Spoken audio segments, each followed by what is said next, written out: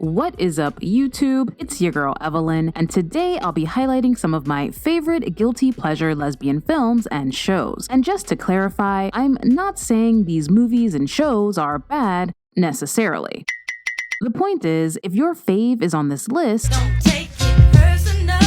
without further ado, please sit back, enjoy the video, and don't forget to let me know which lesbian film or show is your favorite guilty pleasure. Thought I'd die in your arms. I thought I'd die. First Kill is a TV show about lesbians, which makes me so incredibly happy. But is First Kill a good TV show about lesbians? Well, that's a little more complicated.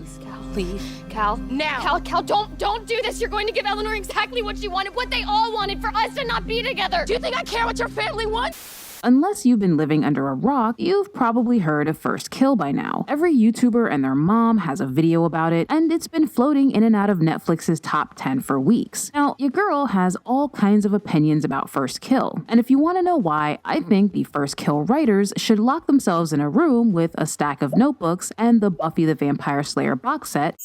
Check out my Patreon. Wink, wink. First Kill is a personal guilty pleasure of mine for a couple of reasons. One, I'm a grown-ass woman, and sometimes watching teenagers, teenage makes me feel a little weird, and I find myself doing things like actively shipping their hot mothers. Although, to be fair, why are their moms so hot? It's distract. Number 2. First Kill is deliciously soapy. Yes, there might be ghouls and vamps and music by Carrie Underwood and Sade for some reason, but literally every Fairmont family scene felt like it was straight out of an episode of Guiding Light. And as a former soap opera fan, I approve. In conclusion, I definitely don't think First Kill is a bad show. No. Well, I was 19 in a white dress when you told me I'm your princess. Teacher's Pet isn't actually a film, but a category of film made up of movies like Olivia, Cracks, Machin in Uniform, Loving Annabelle, etc. Now, I do have to be a bit careful how I discuss this category, otherwise YouTube will get mad. So here is a quick taste of a few of these films to give you an idea of what I mean by Teacher's Pet. Perhaps to get attention? Or perhaps I'm intrigued Intrigued by what? by you. What are you afraid of? Not as good as you look, perhaps?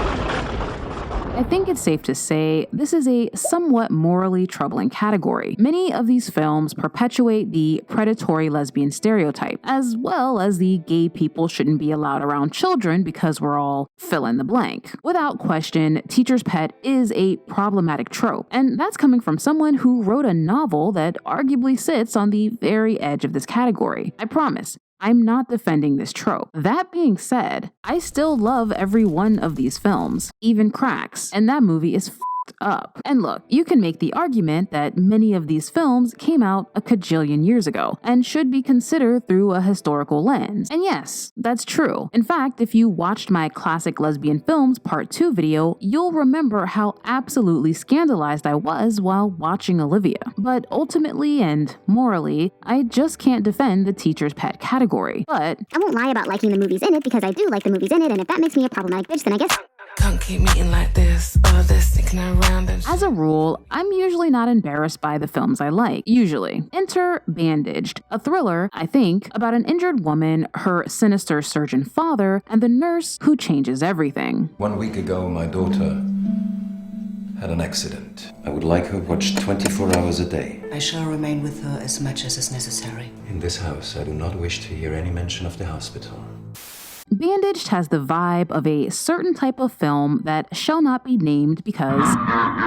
But let's just say it wouldn't surprise me if Bandaged was commissioned, if you know what I mean. The girls who know, I'm just joking. The thing is, Bandaged feels less like a movie and more like a checklist of weird shit. Like creepy father who can't get over the loss of his wife and is very aware of how much his daughter looks like his wife and wants her to look even more like his wife for I'm sure completely wholesome reasons. But then he develops a thing for the new nurse, but the new nurse develops a thing for the daughter. Also, the nurse might be a serial killer. Also, feet. The hell is wrong with you? I have no excuse for liking Bandaged. I'm not even sure why I like Bandaged, but I think it might be my guiltiest guilty pleasure of the entire list. Could you find a way to let me down slowly? A little sympathy. Even though May might not be the gayest movie on the list, it's by far my favorite. The 2002 horror/comedy flick is about a socially awkward young woman who's on the hunt for love and won't stop until she gets it, by any means necessary. Do you like pussy? What? Cats. Do you like pussycats? Jeez, you're a nasty little thing, aren't you? Now, if you've seen May, you might be wondering why I consider it a guilty pleasure movie. After all, it's a hilarious, surprisingly deep, and downright disturbing horror film. Then, along came Polly, May's dangerously horny lesbian coworker, who is literally the predatory lesbian trope personified. Now, I'm 1000% sure Polly's character is meant to be satirical, but Anna Faris is just a little too good in this role. And the way Polly interacts with May feels so incredibly messed up. In fact, Polly might even be more lecherous than June from The Killing of Sister George, who, if you'll recall, intimately besieged two nuns. Be that as it may, I love May. It's the perfect blend of horror and comedy, and it's the only movie on the list I would recommend to most people. Well, a lot of people. Okay, some. You say you want me, and then you don't. Alto is a super cheesy lesbian rom-com about an Italian woman who falls in love with the Italian daughter of an Italian mobster to the chagrin of her Italian family. Did I mention they're Italian? Ma! This is what I get for getting pregnant before I was married. Ma! I mean, are you really gay? It's cool because now I can screw up as much as I want. Alto is not what I would call a good film per se, but it does have a ton of heart, and more importantly, it's kind of hot. And look, your girl is not made of stone. Attractive women with amazing chemistry making out is apparently my kryptonite. Who knew? Really? The thing is, Alto does have a plot, and despite the plot being secondary to...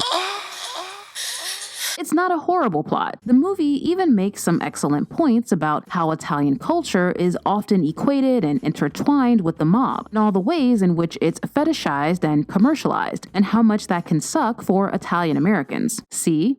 I was paying attention. Now, if you're a longtime subscriber, you already know how much I love Liberty's Secret, and I feel like Alto is kind of in that same pool, stew, I don't know. But I do know that what Alto lacks, it makes up for with a lot of warmth and heart and a sexy makeout session.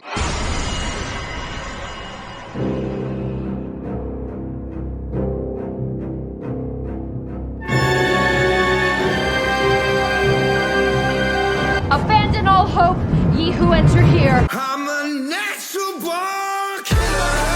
After much soul-searching, I've come to the troubling realization that the reason I like the 2017 Power Rangers movie so much is due to the world's most inappropriate scene in a children's movie ever. How about a suicide pact? Dee Dee? They're not your friends. Come with me. We can be friends. Don't look at me! I'm hideous! To be fair, the lick was cut out of the final version of the film. Even still, the entire scene is dripping with sexual tension, and that is not just me being gay. The scene is gay. With a capital G. And for those of you who have no idea what I'm talking about, this is Trenny, the Yellow Ranger, and she's queer. This is Rita Repulsa, arch nemesis to the Power Rangers. And in this scene, Rita is trying to lure Trenny to the dark side by clearly using her sexuality against her. Rita is in Trenny's bedroom at night. Rita throws Trenny against the wall while caressing her face and saying sexually suggestive things like, I'll show you mine if you show me yours. And I argue that the lick is representative of exactly what it seems like, which is wild for a kids movie. Speaking of children, I have no idea how old the Power Rangers are. I want to believe Trenny is 18 because it makes me feel better. Although, now that I think about it, Rita's probably like 10,000 years old, so everyone's a child to her. The hell is wrong with... That is it for the list. I want to give a quick shout out to my newest patrons, Ginger and Jessica.